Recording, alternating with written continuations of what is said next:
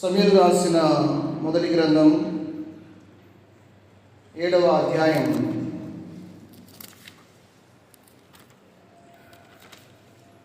8, 9, 12 వచనాలు సహాయకరంగా చదువుకుందాం. సమూయేలు రాసిన మొదటి గ్రంథం 7వ అధ్యాయము 8, 9, 12 వచనాలు మనం చదువుకుందాం. మన దేవుడైన యెహోవాను ఫిలిష్తీయుల చేతుల నుండి మనను రక్షించినట్లుగా మా కొరకు ఆయనను ప్రార్థన చేయుట మానవద్దని సమూయేలు నొద్ద మనవి చేసేది. సమూయేలు పాలు విడవని ఒక గొర్రె పిల్లను తెచ్చి యెహోవాకు సర్వాంగ బలిగా అర్పించి ఇశ్రాయేలీయుల పక్షమున యెహోవాకు ప్రార్థన చేయగా యెహోవా అతని ప్రార్థన ఆలకించెను. అలాగే 12వ వచనం కూడా చదువుకుందాం. అప్పుడు సమూయేలు ఒక రాయి తీసి మిస్పాకును షేనుకును మధ్య దానిని నిలిపి ఇంతవరకు యెహోవా మనకు సహాయం చేసినని చెప్పి దానికి ఎబెనేజరు అను పేరు పెట్టెను. దానికి ఎబెనేజరు అను పేరు పెట్టెను. ఎబెనేజరు అనే పదానికి అర్థం ఇక్కడ సహాయపు రాయి అని మనం చూస్తా ఉన్నాం. మంచిది, చదవబడిన లేఖనాలు మన వెనుకల్లో దేవుడు దీవించి ఆశీర్వదించునుగాక. ప్రియులారా, మనం సమూయేలు యొక్క యాజకత్వం కొరకు సిద్ధపాటు అని గతసారి మెసేజ్లో మనం చూడగలిగాం. సమూయేలు యొక్క పుట్టుక, అలాగే సమూయేలు బాప్తిస్మం ఇచ్చి యోహాను యొక్క వారిద్దరి మధ్య పోలికలు, వ్యత్యాసాలు అవి మనం చూసాం. అలాగే సమూయేలు ఎటువంటి సందర్భములో జన్మించాడు, అలాగే సమూయేలు యొక్క సిద్ధపాటు, సమూయేలు యొక్క పరిచర్య జీవితం మనం ఆలోచన చేయగలిగాం. నిజంగా 3 సంవత్సరాల వయసులో ప్రార్థనా పరుడుగా, ఆ తర్వాత దేవాలయంలో తలుపులు తీసే పరిచర్య, ఆ తర్వాత ఏఫోదును ధరించి యాజకత్వపు పరిచర్య, యాజకుడిగా ప్రజల పక్షాన యాజకుడిగా ఏలి ఎదుట యెహోవాకు సేవ చేసినట్లు మనం చూసాం. అంత మాత్రమే కాదు, కానీ ఆ తర్వాత కొంచెం ముందు స్టెప్ ప్రవక్తగా సమూయేలు చక్కగా ఎదిగినట్లు మనం గమనించామంటే, అంటే ప్రజల తరపున అలాగే దేవుని తరపున సేవ చేసిన వ్యక్తిగా సమూయేలు యొక్క జీవితాన్ని గమనించగలిగాం. మంచిది, ఈరోజు మనం 7వ అధ్యాయంలో సమూయేలు యొక్క బహిరంగ పరిచర్యను మనం చూడబోతా ఉన్నాం.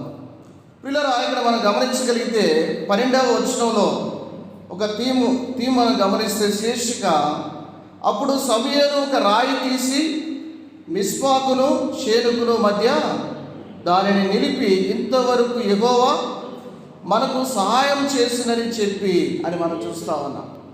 ఇంతవరకు యెహోవా మనకు సహాయం చేశాను. ప్రియులరా, ఇక్కడ వరకు యెహోవా మనకు సహాయపడ్డాడు అని సమూయేలు తెలియజేస్తున్న మాట మనం గమనించగలమండి. ఒక ప్రశ్నతో ఈ యొక్క వర్తమానాన్ని మనం ప్రారంభం చేసుకుందాం.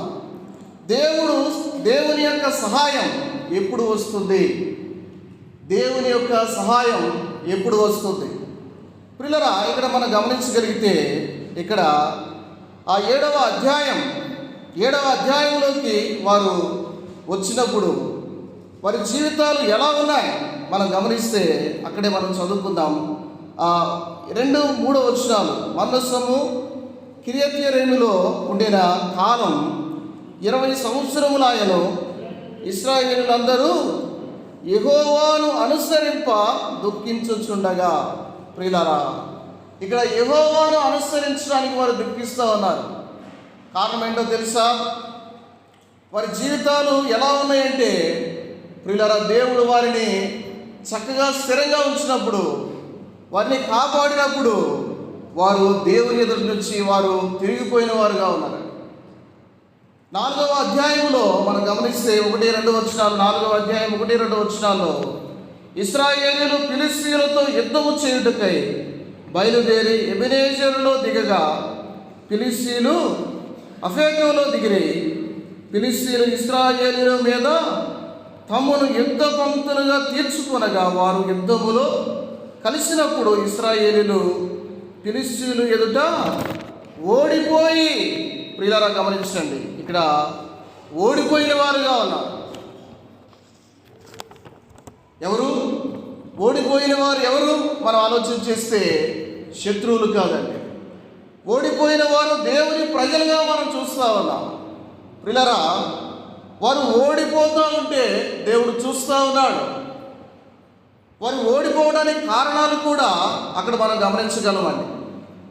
అక్కడ ఉన్న ఆ భక్తిహీనులైన నాయకులు మనం చూడగలం. 4వ అధ్యాయంలో వారు ఓడిపోవడానికి వారి యొక్క భక్తిహీనత మనం చూస్తూ ఉన్నామండి.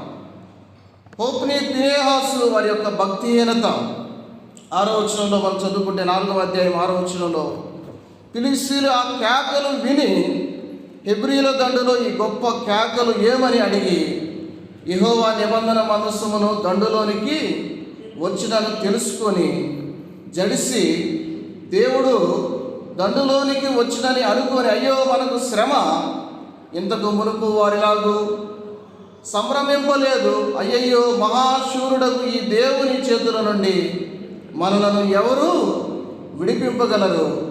అరణ్యమందు అనేకమైన తెగులు చేత ఐగుప్తులను అంతము చేసిన దేవుడు ఈయనే కదా.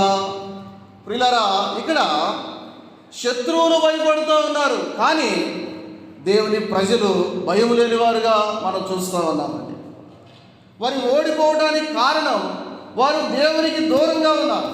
రెండవది మనం చూస్తే అక్కడ భక్తిహీనులైన నాయకులు వారి జీవితాలు మనం గమనిస్తే ప్రియులారా అక్కడే 10-11 వచనాలు ఫిలిష్తీయులు యుద్ధము చేయగా ఇశ్రాయేలీయులు ఓడిపోయి అందరూ తమ డేరాలకు పరిగెత్తి వచ్చిరి. అప్పుడు అత్యధికమైన వధ జరిగెను. ఇశ్రాయేలులు 30,000 కాల్బలము కూలెను అని మనం చూస్తూ ఉన్నామండి. మరియు దేవుని మందసము పట్టబడెను.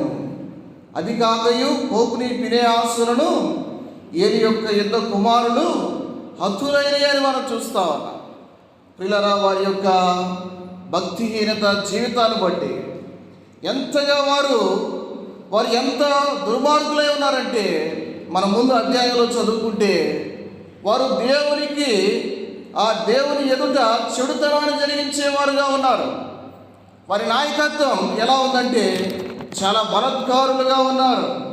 2వ అధ్యాయం 14వ వచనంలో బొరుసులో కానీ, తపాలలో కానీ, గోనెలో కానీ, కుండలో కానీ అది గుచ్చినప్పుడు ఆ కుంగి చేత బయటికి వచ్చినదంతయు యాజకుడు తన కొరకు తీసుకొనును. వారు దేవుని యొక్క ఆజ్ఞను అతిక్రమించేవారుగా ఉన్నారు. నాయకత్వపు లోపాన్ని మనం చూస్తూ ఉన్నాం. ప్రియులారా, దేవుని ప్రజల్ని సరైన మార్గంలో నడిపించవలసిన ఆత్మీయ నాయకత్వంలో నడిపించవలసిన వ్యక్తులు వారు దేవుని ఆజ్ఞను అతిక్రమించిన వారుగా ఉన్నారు. లేవే కాండములో 1-7 అధ్యాయాల్లో ఉన్న ఆ యొక్క బలులు, 5 బలులు ఎట్లా అర్పించాలో, వాటి యొక్క విధులు ఎలా చేయాలో అవన్నీ వారు ఎరిగి ఉండి కూడా దేవుని ఆజ్ఞను వారు తిరస్కరించి వారు జీవించిన వారుగా మనం చూడగలమండి. వారు కొత్త ఆజ్ఞలు తీసుకొస్తూ ఉన్నారు. వారి కడుపు కొరకే కొత్త ఆజ్ఞలు వారు ఇశ్రాయేలు ప్రజల మధ్య చూపించిన వారుగా మనం గమనించగలమండి. అంత మాత్రమే కాదు, కానీ వారి యొక్క బలత్కారం ఎలా ఉందో మనం గమనిస్తే 17వ వచనంలో అందువలన అక్కడ 16వ వచనం ఈ క్షణమందే వారు కొవ్వును దగింతురు, తర్వాత నీ మనస్సు వచ్చినంత మటుకు తీసుకొని వచ్చినని వారితో ఆ మనిషి చెప్పిన ఎడల వాడు అలాగవద్దు, ఇప్పుడే ఇవ్వవలెను, లేని ఎడల బలవంతము చేత తీసుకుందామని నేను. పిల్లల గమనించండి, కొవ్వు దహించకుండానే మాంసం కొరకు వారు బలత్కారముతో మాంసాన్ని లాక్కుంటున్నవారుగా మనం గమనిస్తూ ఉన్నామండి. అక్కడ నాయకులు ఆజ్ఞలను తిరస్కరించారు. అలాగే వారు బలాత్కారముతో వారి యొక్క పాలన మనం చూస్తూ ఉన్నాం. అంత మాత్రమే కాదు, కానీ వారు ఇలా ఉండగా ఆ యొక్క పరిస్థితుల్లో దేవుని సన్నిధి ఎలా ఉంది వారికి గమనిస్తే 17వ వచనంలో అందువలన జనులు యెహోవాకు నైవేద్యము చేయుటయందు అసహ్యపడుటకు ఆ యవ్వనులు కారణమైరి. పిల్లరా గమనించండి, వారి నాయకత్వం ఎలా ఉందంటే దేవునికి నైవేద్యం అర్పించడానికి అసహ్యం కలిగిస్తూ ఉందన్నమాట. పిల్లరా, ఎంత దిగజారిన నాయకత్వం వారిలో ఉందో మనం చూస్తూ ఉన్నాం. అంత మాత్రమే కాదండి, వారు 22వ వచనంలో పాపం చేయడానికి వెనకాడని వారిగా మనం చూస్తూ ఉన్నాం. సో తద్వారా ప్రియులరా, దేవుడు వారిని చూసి ఆ పరిస్థితులు గమనించి ఆ యొక్క మందసాన్ని శత్రువులకు అప్పగించినట్లు మనం చూస్తూ ఉన్నాం. ప్రియులరా, 10వ వచనంలో 30,000 మంది కూలారు. 4వ అధ్యాయం 10వ వచనంలో ఎవరు ఓడిపోయిన వారు, ఎవరు కూలిపోయిన వారు ఎవరంటే దేవుని ప్రజలే.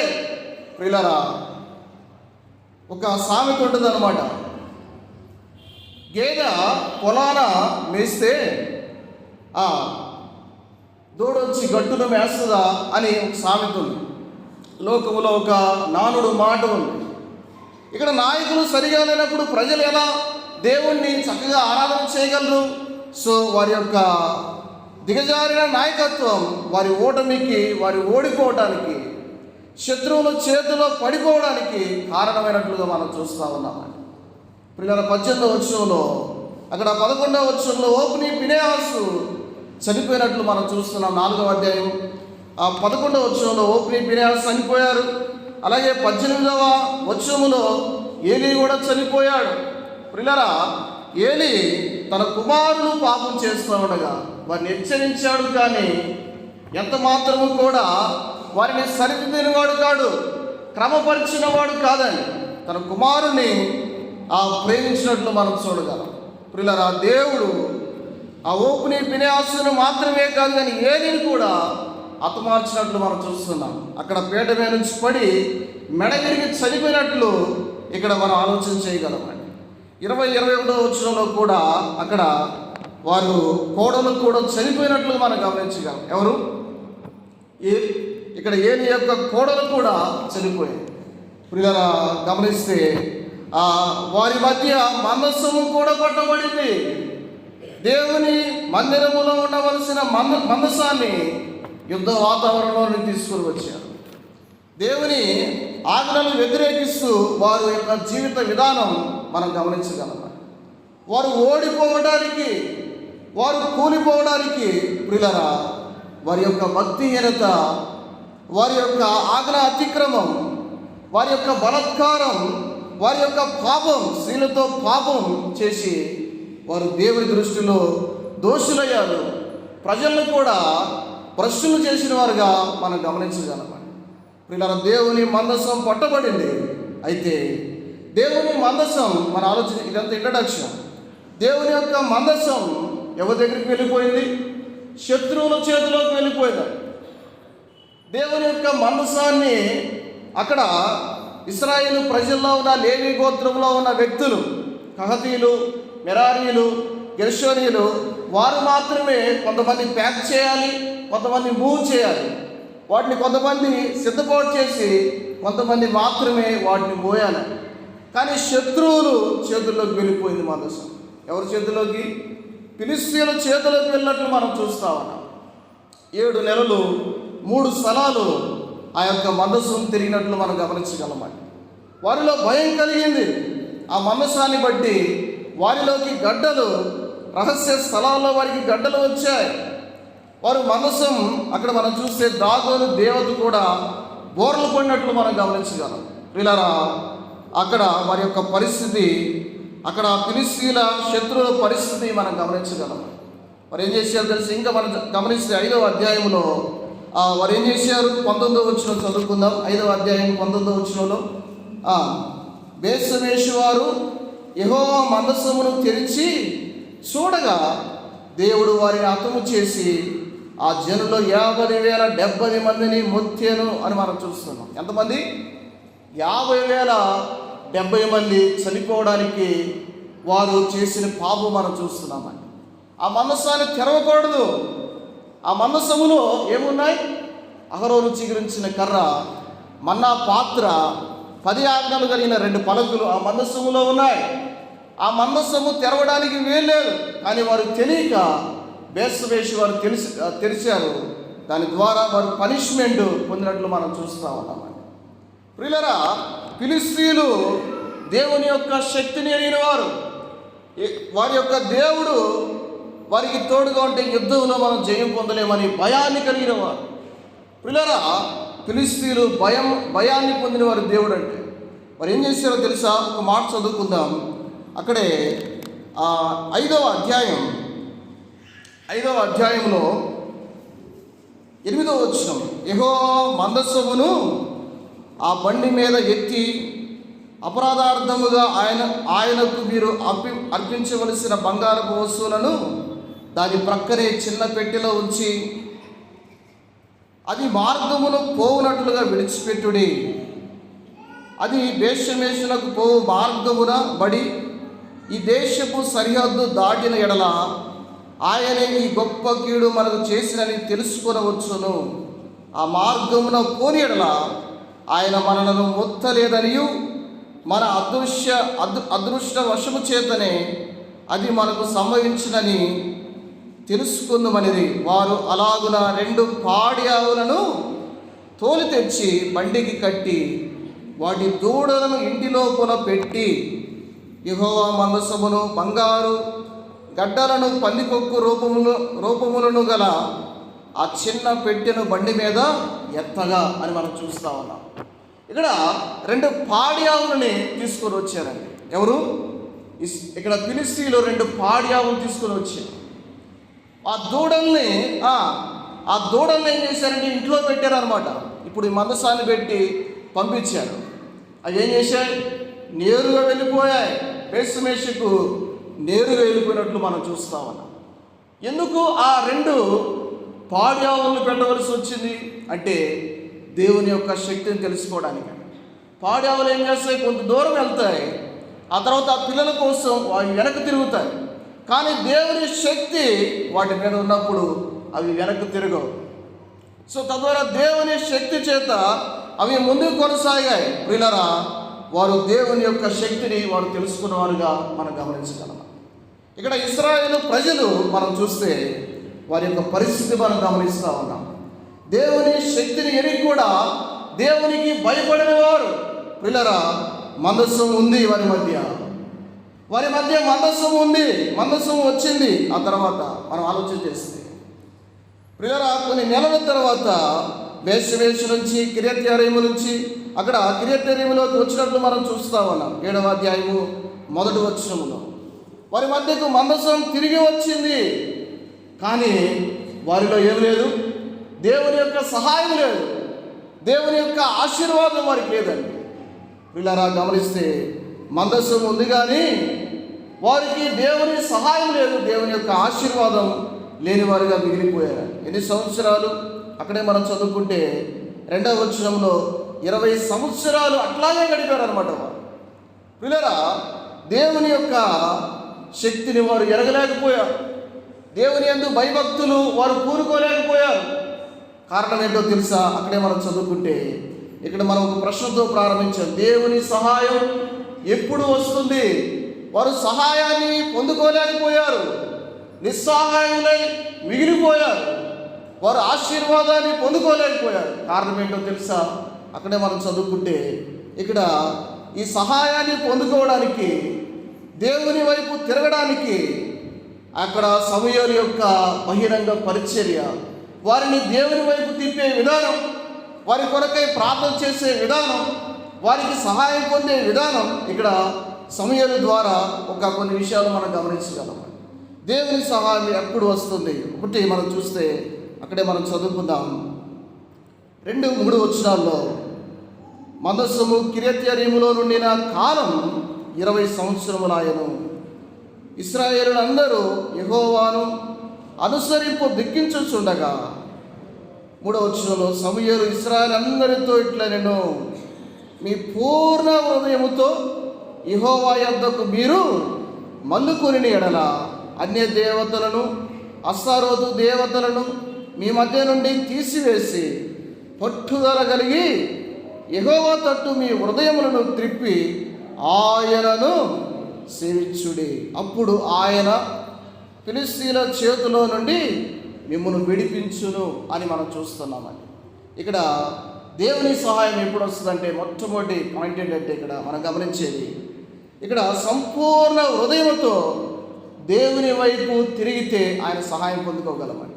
ఏంటంటే సంపూర్ణమైన హృదయంతో దేవుని వైపు తిరగాలి.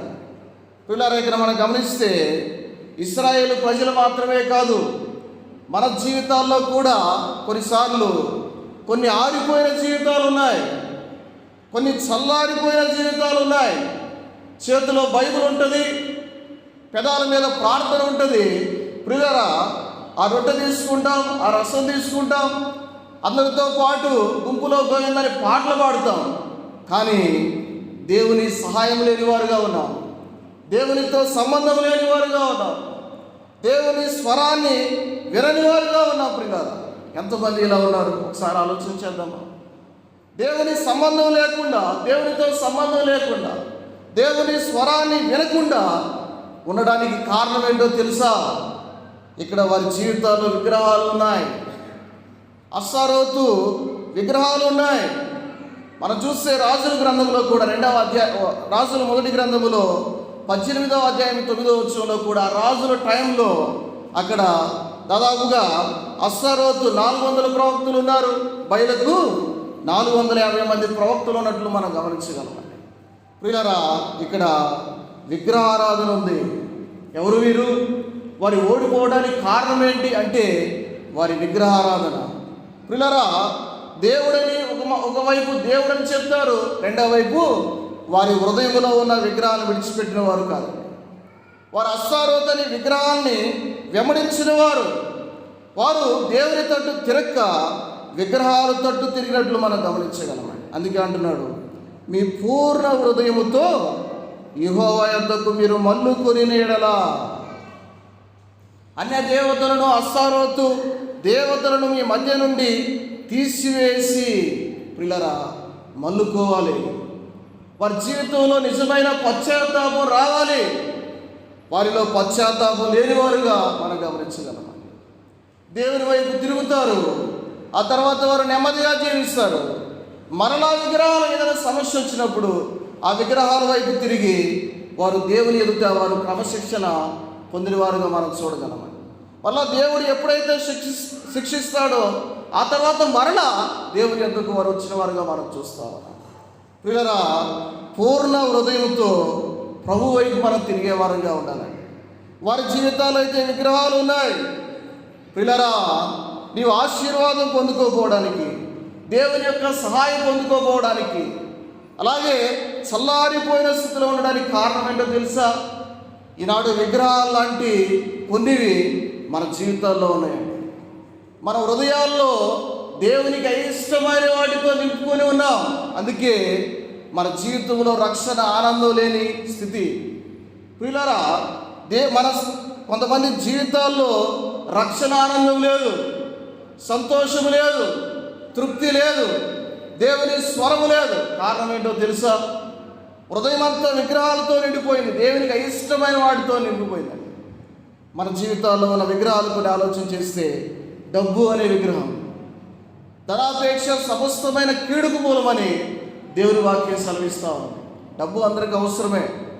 అన్ని కార్డులకు ఆధార్ కార్డు లింక్ అయినట్టుగా అన్నిటికీ ఇప్పుడు డబ్బు అనేది లింక్ అయి ఉంది.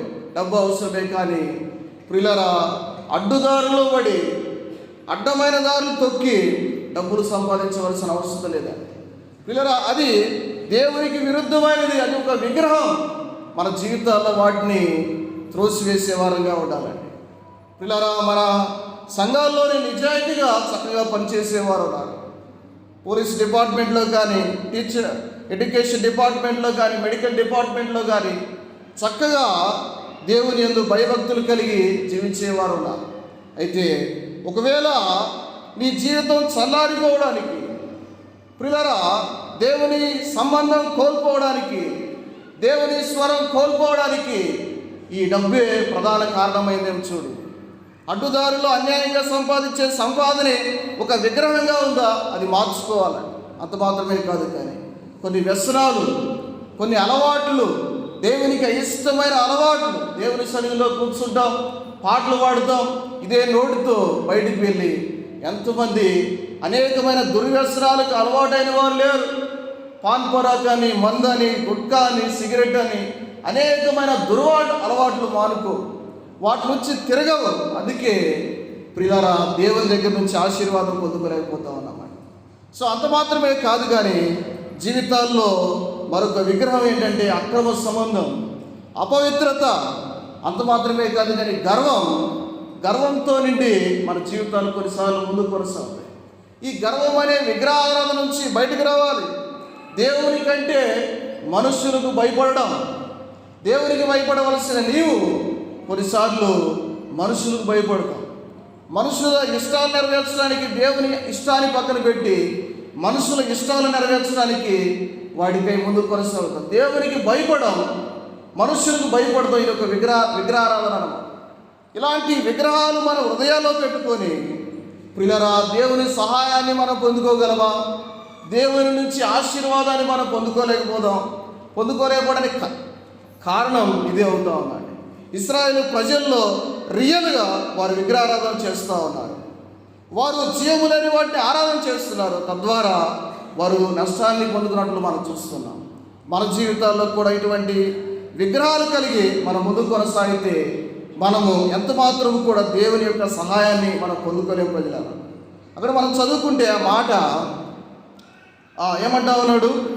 దేవతలను మీ మధ్య నుండి తీసివేసి పట్టుదల కలిగి యెహోవా తట్టు మీ హృదయములను త్రిప్పి ఆయనను సేవించుడి. ఎవరిని సేవించాలంట? ఎలా సేవించాలంట? వాటిని తీసివేసి, వాటిని తొలగించి, వాటిని పాతిపెట్టి ప్రియులారా పట్టుదల కలిగి ప్రభువుని సేవించాలండి.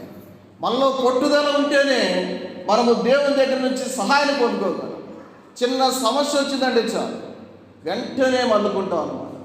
చిన్న సమస్య వచ్చిందంటే ఆశ్రయించిన వారిని, ఎవరినైతే ఆశ్రయించకూడదో వారి దగ్గరికి వెళ్ళి ఆశ్రయిస్తారు.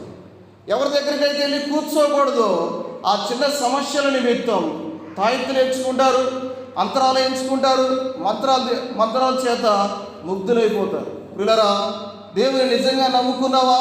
పట్టుదల కలిగి ఆయన సేవిస్తూ ఉన్నావా? ఒకసారి ఆలోచన చేద్దామండి.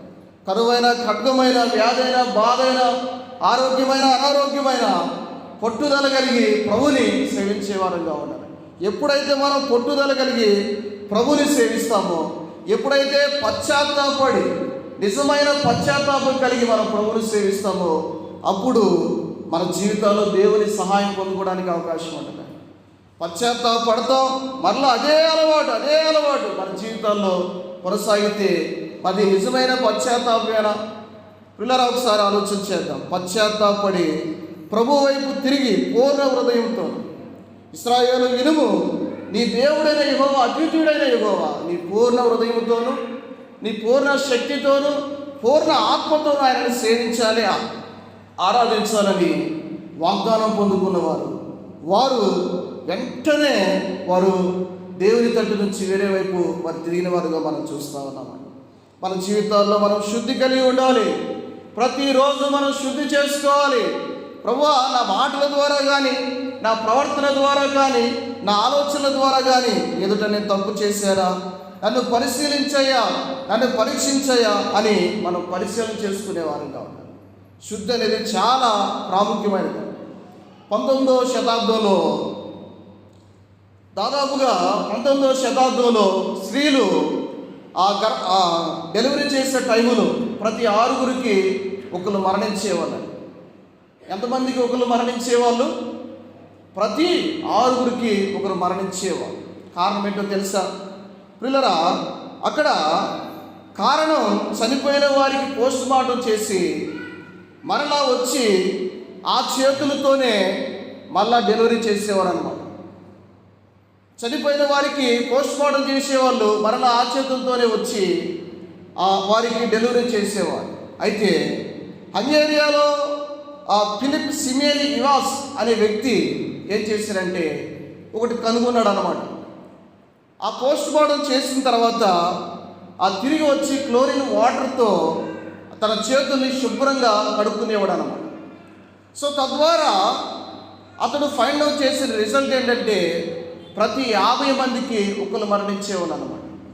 ఆ రోజుల్లో ఈ ఫిలిప్ సిమేలి ఇవియస్ ఈ డాక్టర్ గారు చెప్తున్న మాటలు అందరూ నవ్వుకునేవాళ్ళు, ఎగతాళిగా చేసేవాళ్ళు.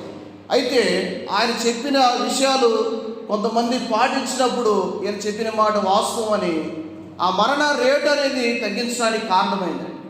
పిల్లరా, ఆ శుద్ధి ఏం చేసిందండి? జీవాన్ని తీసుకొచ్చినట్లుగా మనం చూస్తూ ఉన్నాం. అలాగే ఇక్కడ 4వ అధ్యాయంలో శుద్ధి లేదు, సరిగానే నాయకత్వం మనం చూస్తూ ఉన్నాం. కానీ ఆ 7వ అధ్యాయంలో సమూయేలు వారిని శుద్ధి చేస్తూ ఉన్నాడు, సరైన నాయకత్వాన్ని నడిపిస్తూ ఉన్నాడు. తద్వారా వారు దేవుని తట్టు తిరగడానికి వారు ఆసక్తి చూపినట్లు మనం చూస్తూ ఉన్నామండి. పిల్లరా, ఇక్కడ మనం చూస్తే 4వ వచనం చదువుకుంటే, అంతటా ఇశ్రాయేలీయులు బయలు దేవతలను అస్తారోతు దేవతలను తీసివేసి యెహోవాను మాత్రమే సేవించిరి. గొప్ప రివైవల్ మనం చూస్తామండి. నాయకుని యొక్క గొప్ప నాయకుని యొక్క మాటలు వారిలో గొప్ప ఉజ్జీవాన్ని తీసుకొచ్చినట్లు మనం చూస్తా ఉన్నాం. వారు దేవుని తట్టు తిరిగి యెహోవాను మాత్రమే వారు సేవించినట్లు మనం చూస్తున్నామండి. పిల్లరా, ఇక్కడ మనం గమనిస్తే రెండవదిగా మనం గమనిస్తే వారి యొక్క జీవితంలో దేవుని యొక్క సహాయం పొందుకోవడానికి కారణం ఏంటో 5-6 వచనాలు చదువుకుందాం. అంతటా సమూయేలు ఇశ్రాయేలు అందరినీ మిస్పాకు పిలువనప్పుడి, నేను మీ పక్షమున యెహోవాకు ప్రార్థన చేతునని చెప్పగా వారు మిస్పాలో కూడుకొని నీళ్లు చేరి యెహోవా సన్నిధిని కుమ్మరించి ఆ దినము ఉపవాసం ఉండి యెహోవా దృష్టికి మేము పాపాత్ములమని ఒప్పుకొనిరి. మిస్పాలో సమూయేలు ఇశ్రాయేలుకు న్యాయము తీర్చుచు వచ్చాను అని మనం చూస్తున్నాం. రెండవది మనం చూస్తే మొట్టమొదటిగా మనం చూసాం దేవుని సహాయం ఎలా వస్తుందంటే మనం చూసే మొట్టమొదటిగా దేవుని వైపు పూర్ణ హృదయముతో దేవుని వైపు తిరిగినప్పుడు, అంటే పశ్చాత్తాపడి ఆయనను హత్తుకున్నప్పుడు. రెండవదిగా మనం చూస్తే ఉపవాసం మరియు వినయ ప్రార్థనతో దేవుని సముఖములో నిలబడినప్పుడు. రెండవది ఉపవాసం మరియు వినయ ప్రార్థనతో దేవుని సముఖములో నిలబడినప్పుడు మనము దేవుని యొద్ద నుంచి సహాయాన్ని మనం పొందుకోగలమండి. ఇక్కడ వారు మిస్పాలో చేరారు, దేవుని సముఖములో చేరారు. మిస్పా ఆరాధనకు కేంద్రం. ప్రియులరా, మనం ఆలోచన చేస్తే ఈ మిస్పా అనేది అలాగే షీలోహ్ అనేవి ఈ ఆరాధన స్థలాలు, బేతేలు ఇవి ఆరాధన స్థలాలుగా మనం చూడగలమండి. వారు మిస్పాలో చేరి వారు ఉపవాసం ఉండి అని మనం చూస్తూ ఉన్నామండి. ఏంటంట, వారు ఉపవాసం ఉండి ఆ తర్వాత ఏం చేశారు? పాపాత్ములమని ఒప్పుకొనిరి. వారి యొక్క చేరిక మనం చూస్తున్నాం. అలాగే వారు ఉపవాసం ఉన్నట్లు మనం చూస్తూ ఉన్నాం. మూడవది వారు పాపాత్ములు అని ఒప్పుకున్నట్లు మనం చూస్తున్నాము. ఇదే నిజమైన పునరుద్ధరణగా మనం గమనించగలమండి. మేము పాపాత్ములమయ్యా అని వారు ఒప్పుకుంటా ఉన్నారు. ప్రియులారా, దేవుడు అలాంటి ప్రార్థన ఆయన నిర్లక్ష్యం చేస్తాడా? ఉపవాసంతో ప్రార్థన చేసిన జీవితాలను దేవుడు అంగీకరించినట్లు మనం చూడగలం. నెహెమ్యా కూర్చొని ప్రార్థన చేశాడు ఉపవాసంతో. నెహెమ్యా ప్రార్థన ఆలకించమన్నట్లు మన బైబిల్ స్టడీలో మనం చూస్తూ ఉన్నాం. అలాగే నినెవే పట్టణస్థులు వారు ఉపవాసం ఉండి గోనె పట్టలు కట్టుకొని వారందరూ ప్రార్థన చేశారు. అయితే దేవుడు వారి ప్రార్థన ఆలకించినట్లు మనం చూస్తూ ఉన్నాం. వారి మీదకి రావాల్సిన కీడుని ఆయన మరలుకొని కీడును తీసుకురాకుండా వారిని కాపాడినట్లు మనం గమనించగలం. ప్రియులారా, ఇక్కడ సమూయేలు ప్రార్థనలు నడిపిస్తూ ఉన్నాడు. ఆయన యొక్క బహిరంగ పరిచర్య మనం చూస్తూ ఉన్నాం.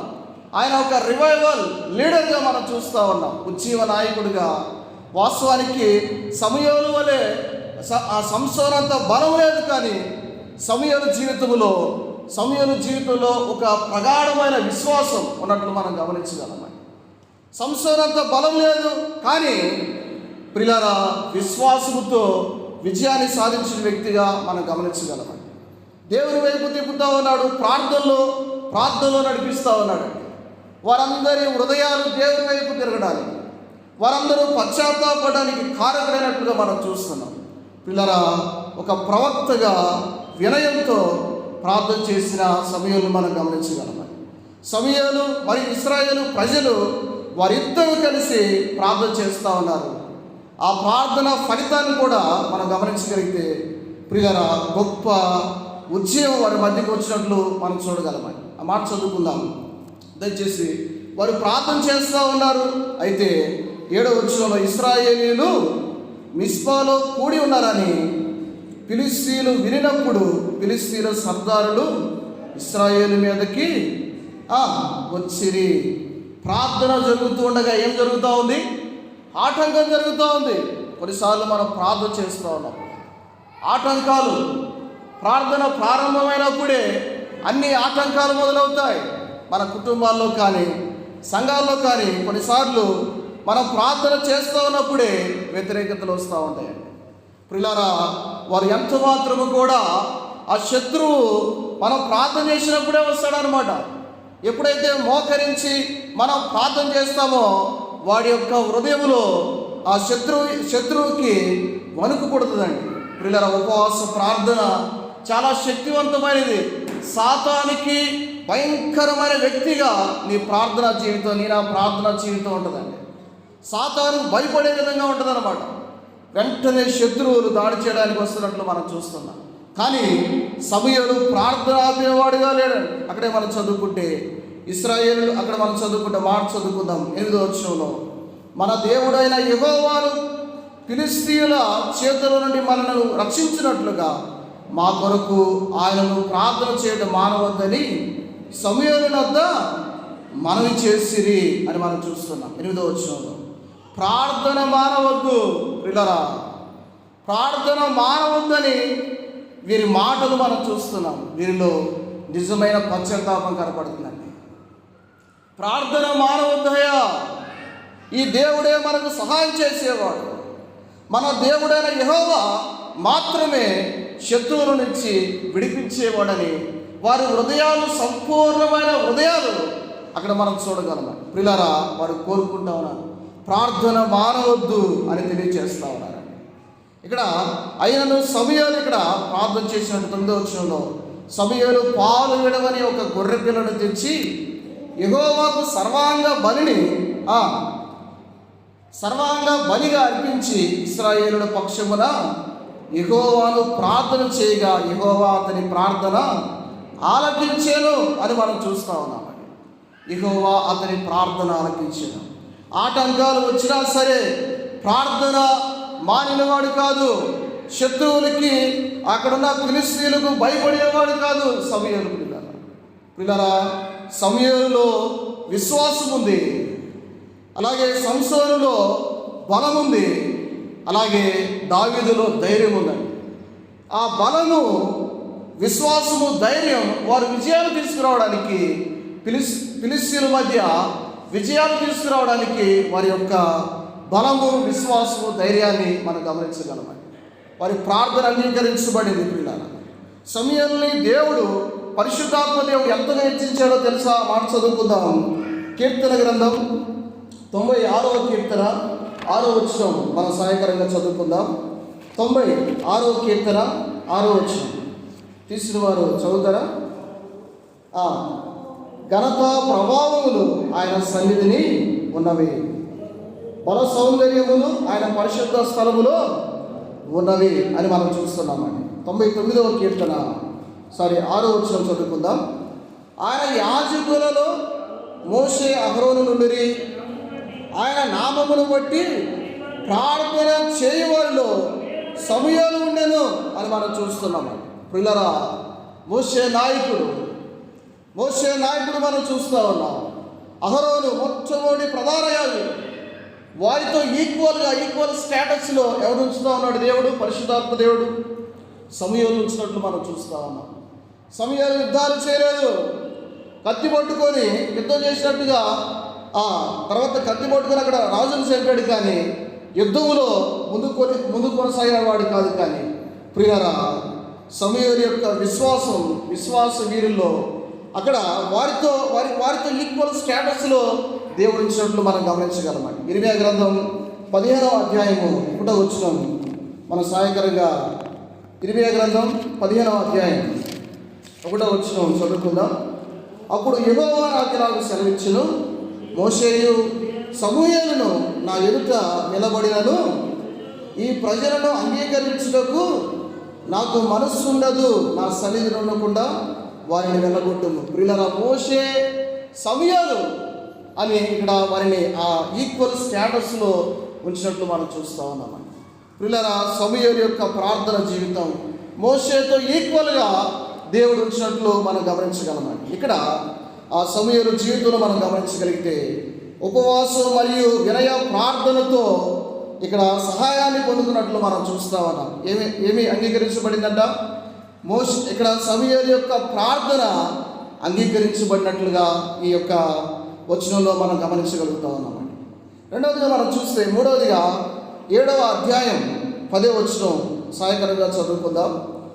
సమూయేలు దహన బలి అర్పించుచుండగా ఫిలిష్తీయులు యుద్ధము చేయుటకై ఫిలిష్తీయుల మీదకి వచ్చిరి, ఇశ్రాయేలీయుల మీదకి వచ్చిరి.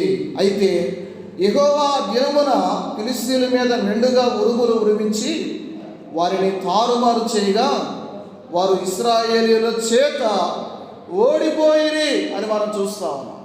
4వ అధ్యాయంలో ఓడిపోయారు ఎవరు? దేవుని ప్రజలు. ఇక్కడ 7వ అధ్యాయంలో వారు ఓడగొట్టిన వారుగా మనం చూస్తా ఉన్నాం. ఎవరిని ఓడగొట్టారు? శత్రువులను ఓడగొట్టారండి. ప్రియులారా, దేవుని యొక్క సహాయాన్ని వారిని పొందుకున్నారండి. ప్రియులారా, యుద్ధము యెహోవాదే అని గుర్తించాలండి. దేవుని సహాయం ఎప్పుడు వస్తుందంటే, ఒకటి నెంబర్ 1, దేవుని వైపు మనం తిరిగినప్పుడు. ఎలా? పూర్ణమైన హృదయంతో, సంపూర్ణమైన హృదయంతో ఆయన తట్టు మనం తిరిగినప్పుడు దేవుని సహాయాన్ని పొందుకుంటామండి.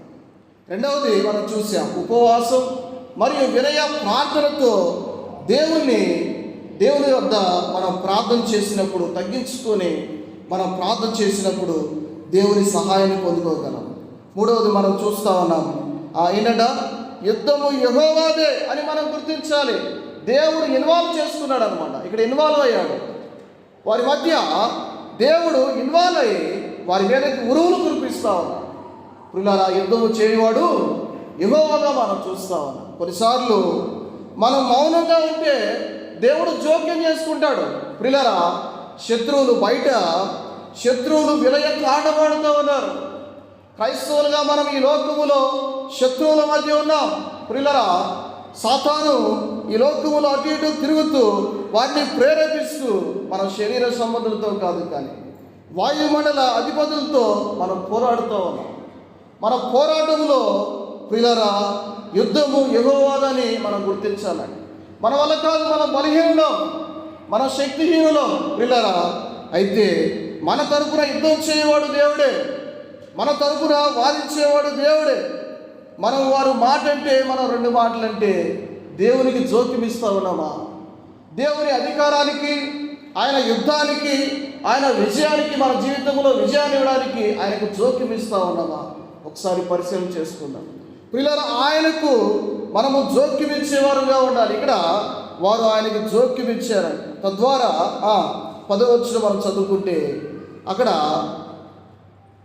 ఉరుములు ఉరిమించి వారిని తారుమారు చేయగా వారు ఇశ్రాయేలుల చేత ఓడిపోయిరి అని మనం చూస్తూ ఉన్నాం. వారిని తారుమారు చేసిన వాడు, యుద్ధంలో ఇశ్రాయేలు ప్రజలకు జయాలు ఇచ్చినవాడు. మందసం ఉంది, మందసాన్ని తీసుకొని వెళ్ళారు, కానీ ఓడిపోయారు. ఎప్పుడైతే వారు దేవుని తట్టు తిరిగారో వారు జయాన్ని వారు మెండుగా పొందుకున్నట్లు మనం గమనించగలమండి. పిల్లరా, మనం గమనిస్తే అయితే అక్కడ 12వ వచనం మనం చదువుకుంటే, అప్పుడు సమూయేలు ఒక రాయి తీసి మిస్పాకును షేనుగును మధ్య దానిని నిలిపి ఇంతవరకు యెహోవా మనకు సహాయం చేసినని చెప్పి దానికి ఎబెనేజర్ అని పేరు పెట్టినని మనం చూస్తూ ఉన్నాం. నాలుగవదిగా మనము దేవుని సహాయాన్ని పొందుకోవాలంటే అక్కడ విజయం తర్వాత కృతజ్ఞత కలిగి ఉండాలండి. నెంబర్ 4, విజయం తర్వాత దేవుని పట్ల మనం కృతజ్ఞత కలిగి ఉండాలి.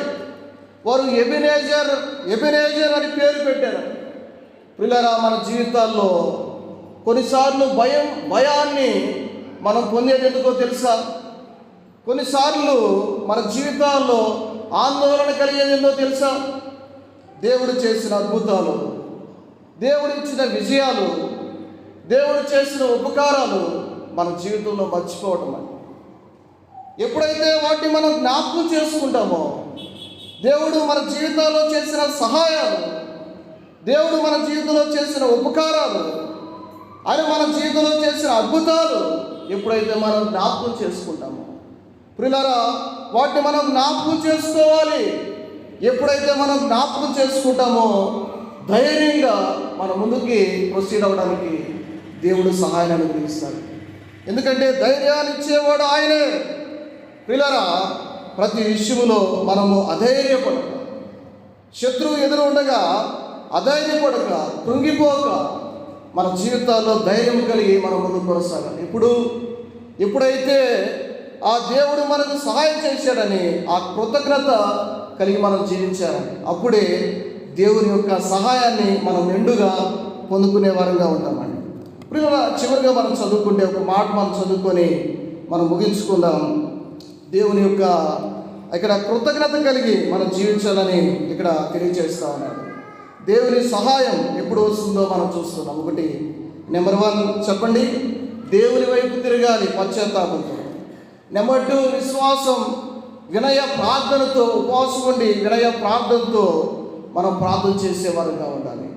నెంబర్ 3 మనం చూసాము, ఏం చేయాలి? మన జీవితాల్లో యుద్ధము యెహోవాదే అని మనము గుర్తించే వారంగా ఉండాలి. నెంబర్ 4, మనము దేవుని పట్ల కృతజ్ఞత భావం, ప్రియులారా, దేవుని పట్ల కృతజ్ఞత భావం కలిగి మనం జీవించాలి. వారు కృతజ్ఞత లేకే ఇశ్రాయేలు ప్రజలు దేవుడు చేసిన మేలులు, దేవుడు చేసిన అద్భుతాలు అవి జ్ఞాపకం చేసుకోక, కృతజ్ఞత లేక అస్తారోతు వైపు తిరిగారు, బయలు వైపు తిరిగారు. మాటి మాటికి వారు నిలకడ లేని వారుగా వారు జీవించినట్లు మనం చూస్తున్నాం. తద్వారా వారు ఓడిపోయిన వారుగా మనం చూస్తూ ఉన్నాం. వీళ్ళ 5వది మనం గమనిస్తే దేవుని యొక్క సహాయానికి కారణం ఇదే 7వ అధ్యాయంలో 15 నుంచి 17 వచనాలు మనం చదువుకుందాం. ఇదే 7వ అధ్యాయం 15 నుంచి 17 వచనాలు. సమూయేలు తాను బ్రతికిన దినములన్నీ ఇశ్రాయేలులకు న్యాయాధిపతిగా ఉండెను. ఏటేటా అతడు బేతేలునకు, గిల్గాలునకును, మిస్పాకును తిరుగుచు ఆ స్థలముల యందు ఇశ్రాయేలులకు న్యాయము తీర్చుచు వచ్చెను. ప్రియులారా, అక్కడే మనం చదువుకుంటే, మరియు అతని ఇల్లు రామాలో నుండినందున అచ్చటికి తిరిగి వచ్చి అచ్చట కూడాను న్యాయము తీర్చుచుండెను అని మనం చూస్తూ ఉన్నాం. ఇక్కడ నిరంతరమైన ఆత్మీయ జీవితం, ఇంకో మాట చెప్పుకుంటే నిరంతరమైన ఆత్మీయ నాయకత్వం ప్రియులారా దేవుని యొక్క సహాయానికి తోడ్పడుతుందండి. దేవుడు మనకు సహాయం చేయాలంటే కృతజ్ఞత కలిగి జీవించడం మాత్రమే కాదు, కానీ మన ఆత్మీయ జీవితాన్ని నిరంతరం మనం కొనసాగించేవారుగా ఉండాలి. ప్రియులారా, దేవుని సహాయం పొందుకోవాలంటే మన ఆత్మీయ జీవితం నిరంతరం మనం కొనసాగించేవారుగా ఉండాలి. ప్రియులారా, ఇక్కడ న్యాయాధిపతిగా ప్రియులారా ప్రార్థనాపరుడు, దేవాలయములో తలుపులు తీసేవాడుగా ఉన్నాడు. ఆ తర్వాత ఏఫోదును ధరించాడు, యాజకుడయ్యాడు. ఏలి ఎదుట యెహోవాకు పరిచర్య చేస్తా ఉన్నాడు. ఆ తర్వాత ప్రవక్త అయ్యాడు.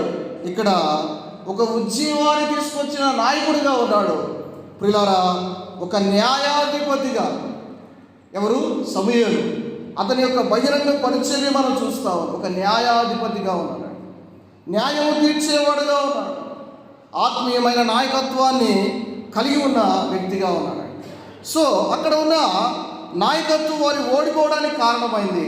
7వ అధ్యాయంలో ఉన్న నాయకత్వం వారు విజయ కెరాటాన్ని వారు విజయ జెండాన్ని ఎగరేయడానికి వారి యొక్క నాయకత్వం మనం చూస్తూ ఉన్నాం. వారు విజయాన్ని పొందిన వారుగా మనం చూస్తూ ఉన్నాం. శత్రువులను ఓడించిన వారుగా మనం చూస్తున్నాం. ఎబెనేజర్ రాయిని వారు నిలబెట్టిన వారుగా మనం చూస్తూ ఉన్నాం. ఎబెనేజర్ రాయి మన జీవితాల్లో కలిగి ఉండాలండి. దేవుని యొక్క సహాయపు రాయులు అవి మనం అంటిపెట్టుకొని ఉండాలి, గుర్తుపెట్టుకొని ఉండాలి. ఈ ఎబెనేజర్ రాయి జీవితంలో ఉందా? పిల్లలు ఒకసారి పరిశీలన చేసుకుందాం. ఆ రాళ్ళను గట్టిగా పట్టుకొని యుద్ధం చేసేవారుగా ఉండాలి. మనుషులతో కాదు.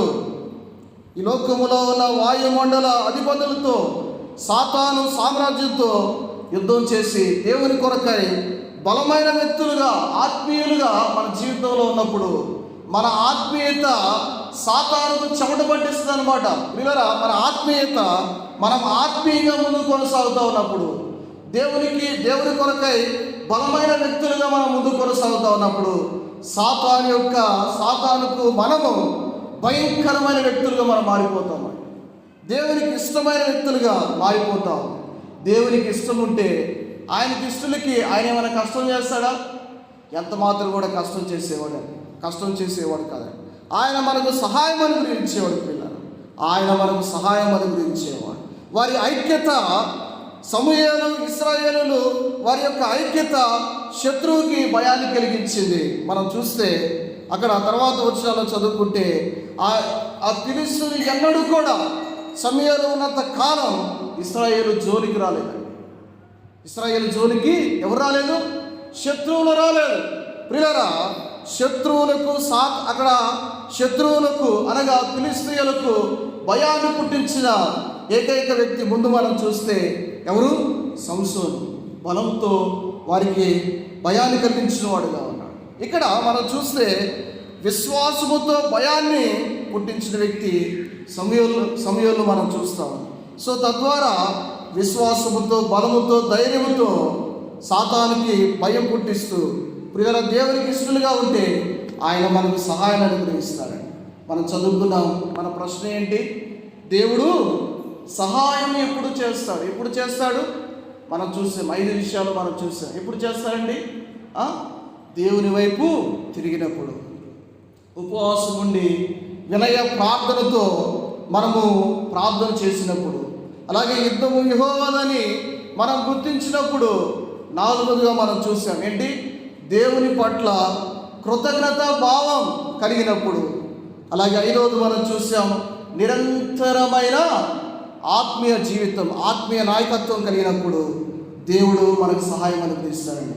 ఏ సహాయమైనా ప్రియులారా, ఎలాంటి నిరీక్ష లేని పరిస్థితుల్లో ఉన్నా, నిస్సహాయ పరిస్థితిలో ఉన్నా ఆయన సహాయాన్ని అనుగ్రహించేవాడు, నిన్ను ఆదరించేవాడు, నిన్ను బలపరిచేవాడు, నీ పరిస్థితుల నుంచి అటువంటి ప్రభు మీద ఆధారపడి ముందుకు కొనసాగడానికి పరిశుద్ధాత్మ దేవుడు సహాయం చేయాలి.